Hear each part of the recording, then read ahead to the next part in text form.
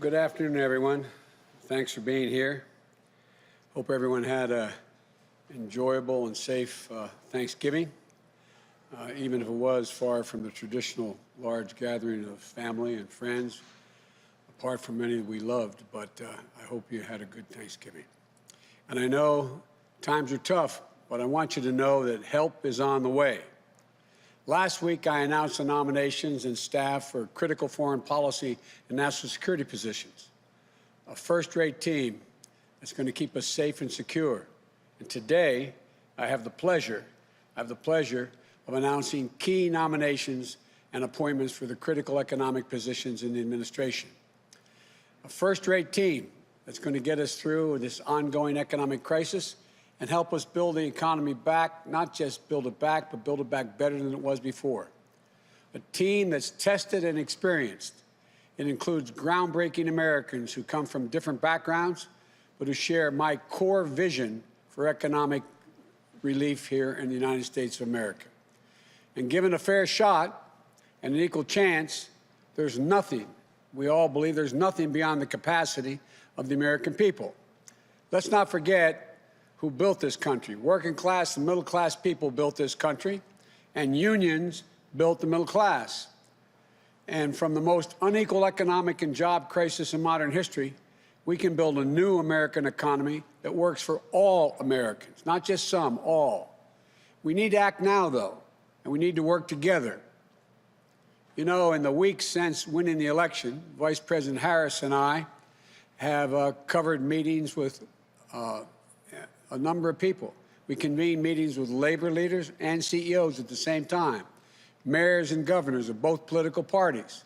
There's a consensus out there that as we battle the COVID-19 disease, we have to make sure that business and workers have the tools, resources, and guidance, and the health and safety standards to be able to operate safely. The goal is simple: to keep businesses and schools open safely.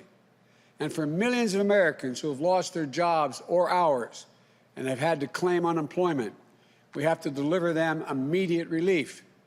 That includes affordable health care for millions of people who have lost it and are in danger of losing it, child care, sick leave, family leave, so workers don't have to choose between work and family, relief from rent and student loans. We need to support small businesses and entrepreneurs who form the backbone of the communities that we live in, that are teetering on the edge.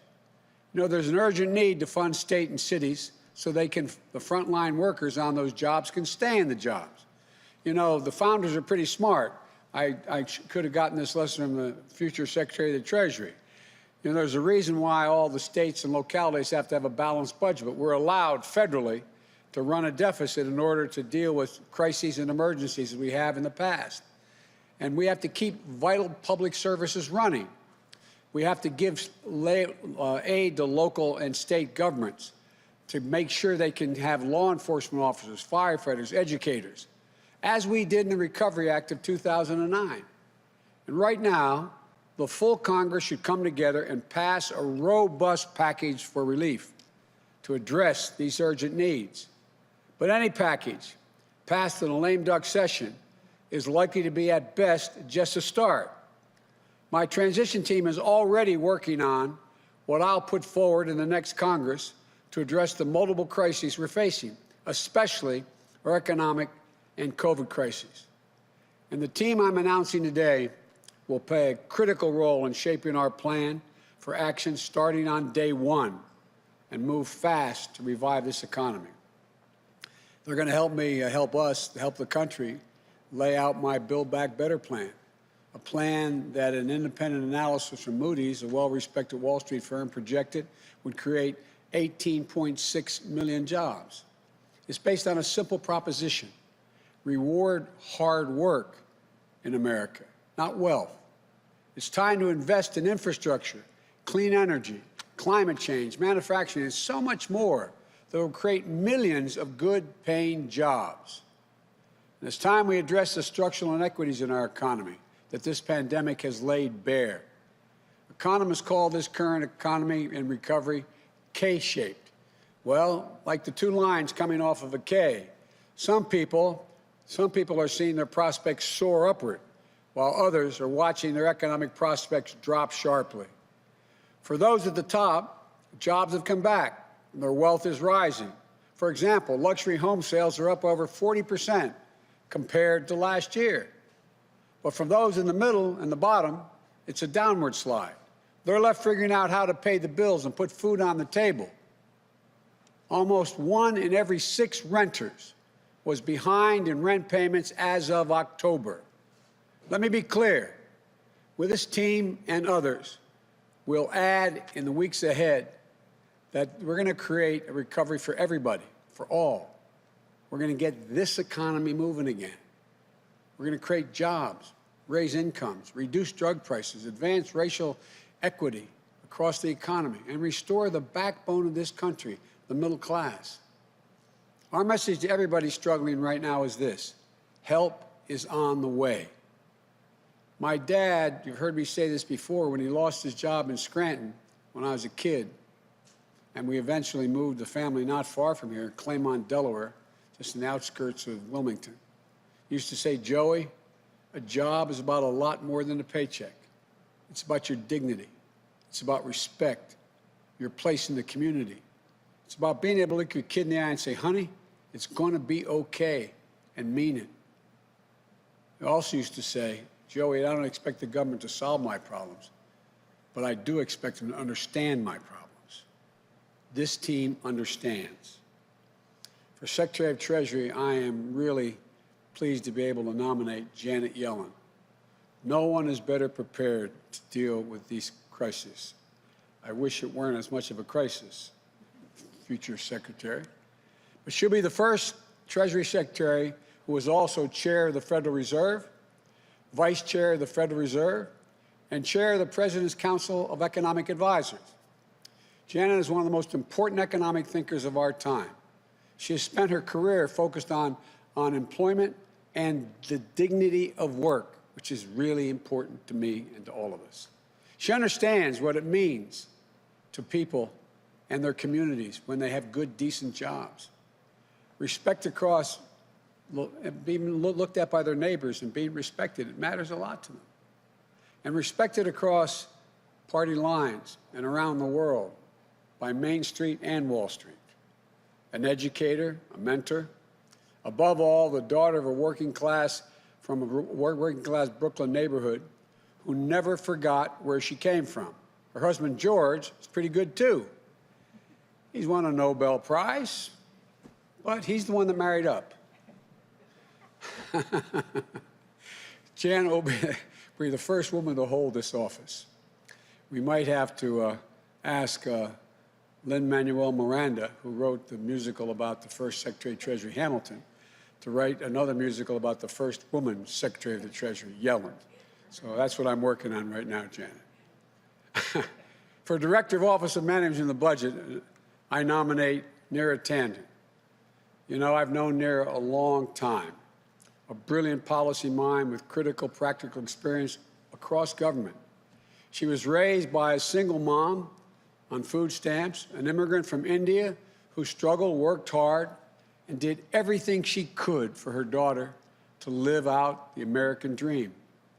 And Neera did just that.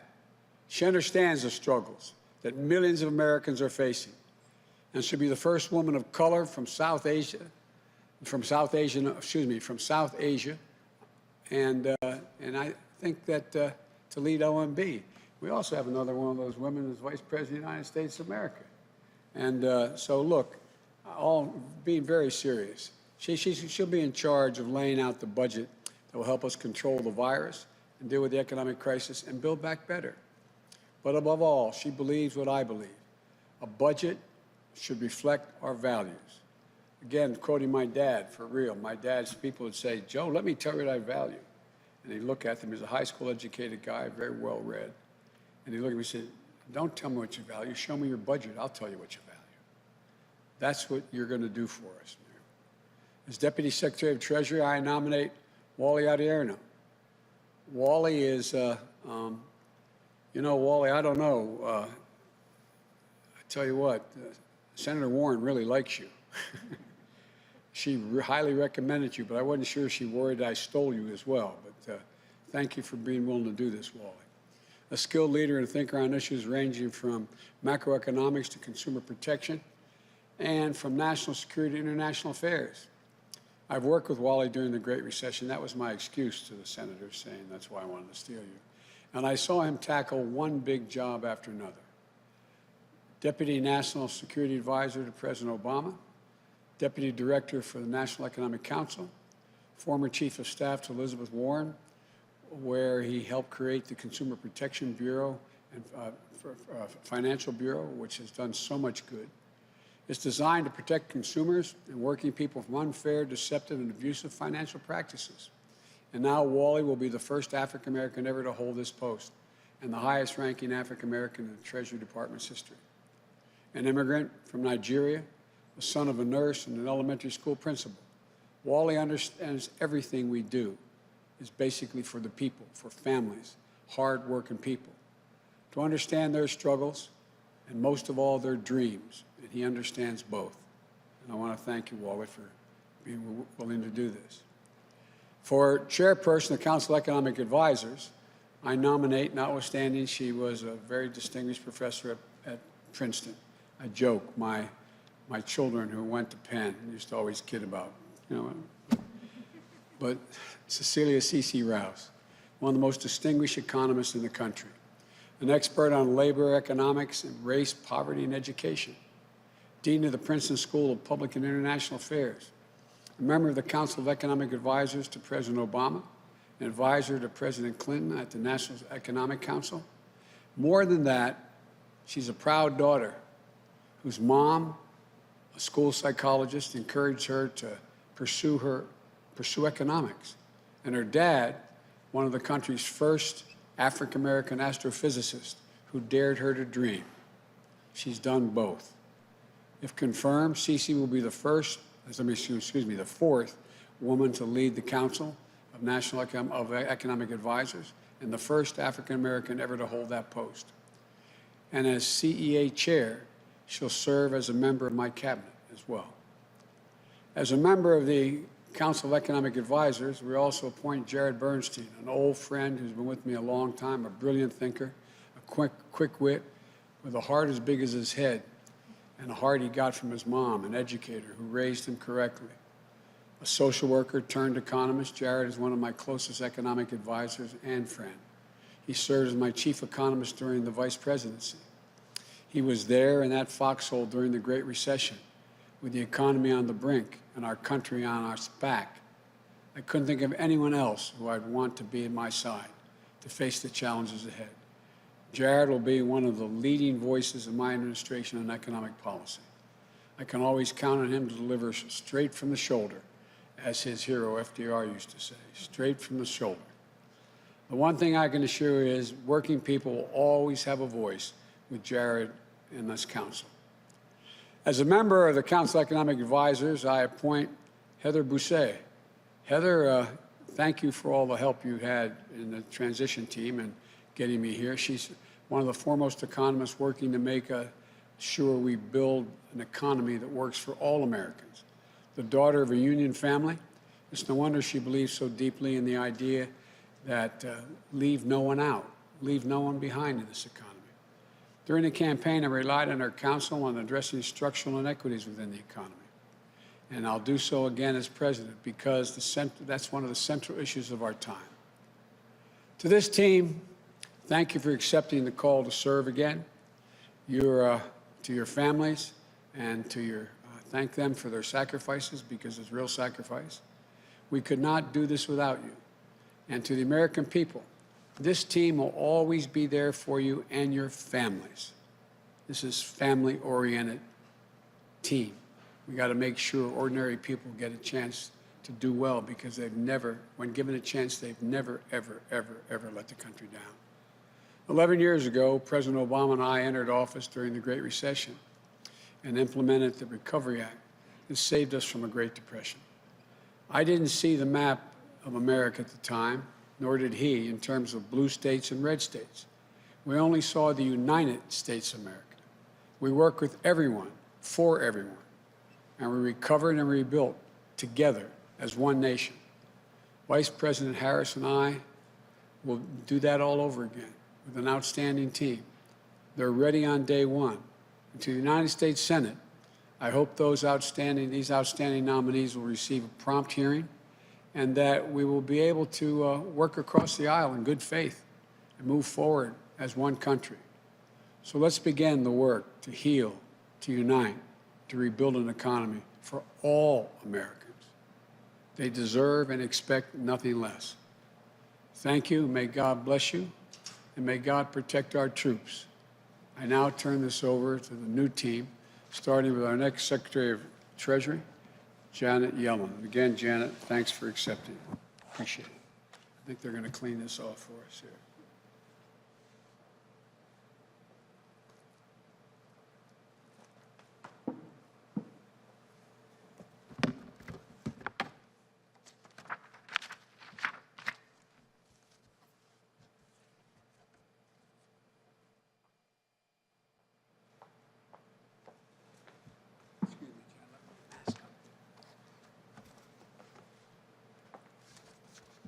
No, I put it in my book.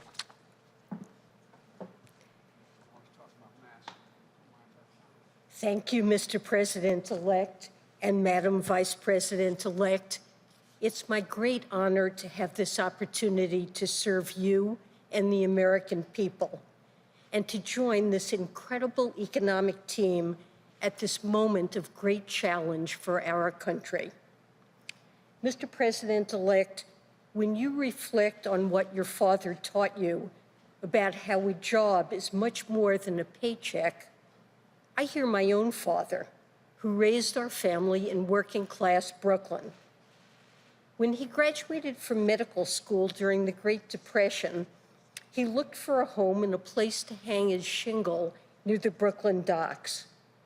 Back then, Bush Terminal on the upper New York Bay was a thriving hub for manufacturing and transportation, and for the union workers whose livelihoods depended on them. Knowing they didn't have cars, my father found a home near a bus line. He started his family practice in the basement while we lived on the floors above. At the end of the day, he would talk to me, my brother, and my mom about what work meant to his patients, our friends and neighbors, especially if they lost a job, the financial problems, the family problems, the health problems, the loss of dignity and self-worth. The value of work always stuck with me, so much so that I became an economist because I was concerned about the toll of unemployment on people, families, and communities. And I've spent my career trying to make sure people can work and achieve the dignity and self-worth that comes with it. Mr. President-elect, I know you've done the same. I saw that understanding during the last Great Recession and the Recovery Act that followed. And now we're facing historic crises again. The pandemic and economic fallout that together have caused so much damage for so many and have had a disproportionate impact on the most vulnerable among us. Lost lives, lost jobs, small businesses struggling to stay alive or closed for good. So many people struggling to put food on the table and pay bills and rent. It's an American tragedy, and it's essential that we move with urgency. Inaction will produce a self-reinforcing downturn, causing yet more devastation. And we risk missing the obligation to address deeper structural problems, inequality, stagnant wages, especially for workers who lack a college education, communities that have seen industry disappear with no good jobs replacing lost ones, racial disparities in pay, job opportunities, housing, food security, and small business lending that deny wealth building to communities of color. gender disparities that keep women out of the workforce and keep our economy from running at full force. It's a convergence of tragedies that is not only economically unsustainable, but one that betrays our commitment to giving every American an equal chance to get ahead. But I know this team will never give up that commitment.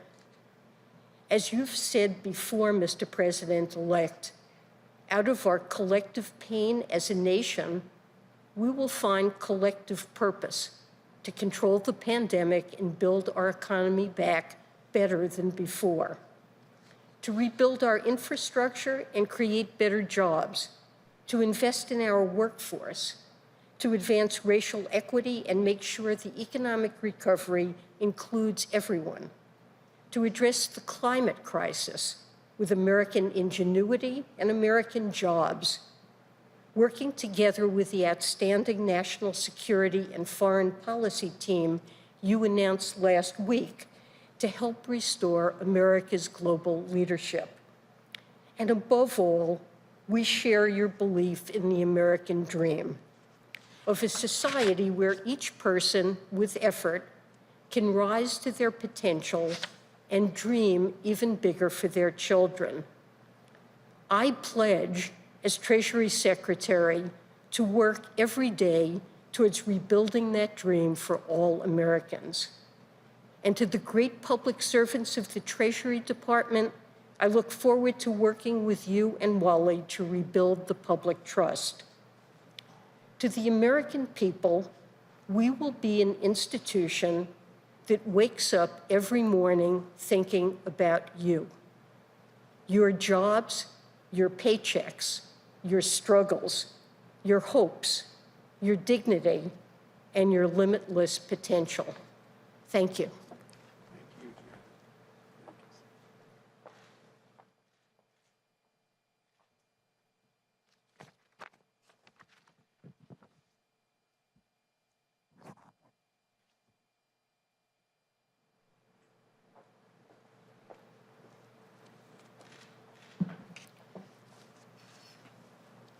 Mr. President-elect, Madam Vice President-elect, I'm humbled and honored by the trust you've placed in me to work with this talented team on behalf of the American people. I'm especially proud to work alongside leaders who understand that budgets are not abstractions. They are a reflection of our values. They touch our lives in profound ways, and sometimes they make all the difference. Like the Vice President-elect's mother, Shamala, my mother, Maya, was born in India. Like so many millions across every generation, she came to America to pursue a better life. I was raised in a suburb of Boston, a middle-class kid. But when I was 5, my parents got divorced, and my mom was left on her own with 2 young children and without a job. She faced a choice: return to India, where at a time divorce was stigmatized and the opportunities for her and her children would be limited, or keep fighting for her American dream. She stayed, and America came through for her when times were tough. We relied on food stamps to eat. We relied on Section 8 housing vouchers to pay the rent. We relied on the social safety net to get back on our feet. This country gave her a fair shot to reach the middle class, and she made it work. She got a job as a travel agent, and before long, she was able to buy us our own home in Bedford, Massachusetts, and eventually see her children off to college and beyond. I'm here today thanks to my mother's grit, but also thanks to a country that had faith in us, that invested in her humanity and in our dreams. I'm here today because of social programs, because of budgetary choices, because of a government that saw my mother's dignity and gave her a chance. Now it is my profound honor to help shape those budgets and programs to keep lifting Americans up, to pull families back from the brink, to give everybody the fair chance my mom got, and that every single person deserves. That's the America Maya and Shyamala were drawn to, the America the President-elect and Vice President-elect are ready to grow. I believe so strongly that our government is meant to serve all the American people, Republicans, Democrats, and independents alike, all of whom deserve to know their government has their back. I look forward to working together alongside the dedicated career professionals of the OMB to expand possibilities for every American family. And I want to thank my own wonderful family, my husband, Ben, without whose love and support I would simply not be here, and our children, Alina and Jaden. Thank you all for this profound opportunity to serve.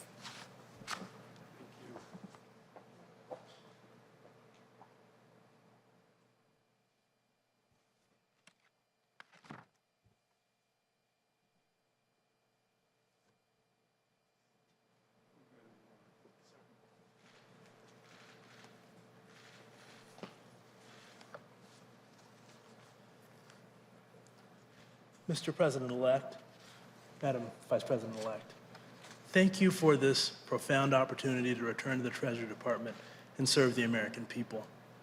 I know firsthand the President-elect's capacity to lift our country out of hard times because I had the privilege of working with him to help Americans recover from the Great Recession. In California's Inland Empire, where I'd grown up in a working-class neighborhood, the Great Recession hit us hard. We were one of the foreclosure capitals in the United States. The pain of this was real for me. It wasn't just numbers in a report or stories on the nightly news, but neighbors and friends who lost everything. I was proud of the work I got to do with the Consumer Financial Protection Bureau, protecting American consumers, and at the Treasury Department, helping to grow the U.S. economy. I was proud also of getting a chance to serve with leaders like the President-elect, who oversaw the Recovery Act's implementation, investing in American workers, betting on their resilience and drive, and giving families a chance to get up off the mat. I believe that's what public service is all about at its best, giving people a fair shot when they need it most, offering hope through the dark times, and making sure that our economy works not just for the wealthy, but for the hardworking people who make it run. Those are the lessons I learned from my parents, an elementary school principal and a nurse who came to America to build a better life for me and my siblings. They taught us that we have a responsibility to serve our community and the country that gave us so many opportunities. But I also learned early on how much more needs to be done to ensure that everyone has a fair chance they deserve. I look forward to working with Janet Yellen to reduce inequality in this country and expand the middle class and make sure that we build an economy that works for everyone. And as we build back better, we must also remain laser focused on the Treasury Department's critical role protecting our national security. This includes using our sanctions regime to hold bad actors accountable, dismantling the financial networks of terrorist organizations and others who seek to do us harm, and ensuring our foreign investment policy protects America's national security interest. The challenges before us today are unlike anything we have ever faced. But I know that what the President-elect so often reminds us of is true.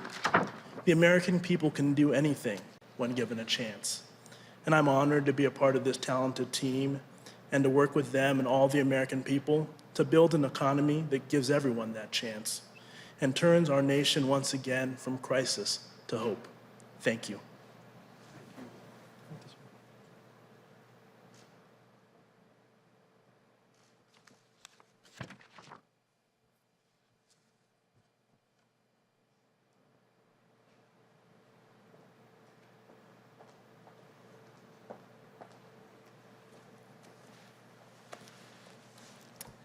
Good afternoon, Mr. President-elect, Madam Vice President-elect.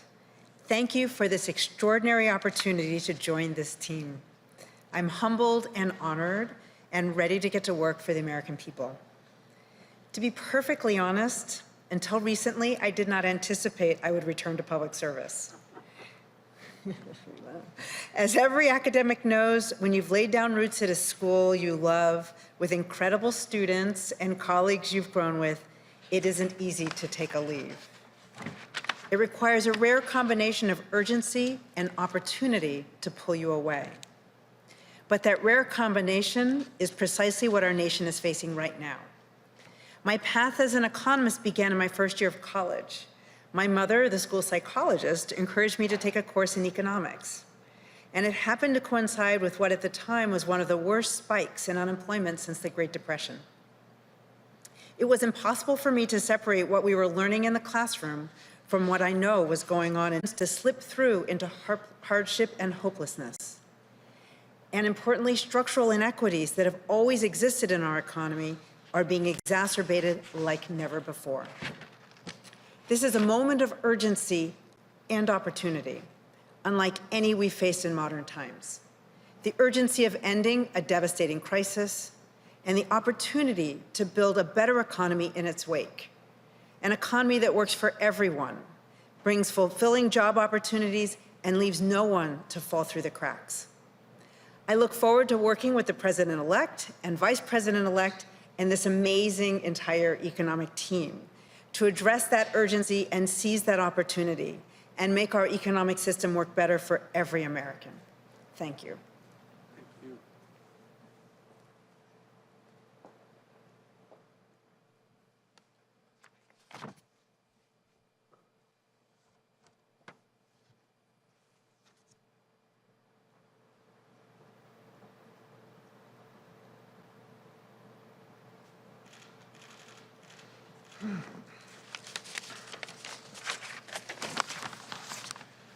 Good afternoon. I'm hard-pressed to find the words to express my gratitude to the President-elect and Vice President-elect for the chance to be here today. In thinking about the path that brought me here, a good place to start is 12 years ago, almost to the day, when I met with then Vice President-elect Biden at his home not far from here. It was supposed to be a job interview to be his chief economist, but it quickly turned into a conversation about economic justice and fairness, which, as many here know, is a common destination in conversations with the President-elect. Over the years, we've continued that discussion. Often it takes the form of some policy minutiae. Sometimes it's me hitting him with far more graphics than are necessary, or him telling me to stop speaking economese and start speaking English.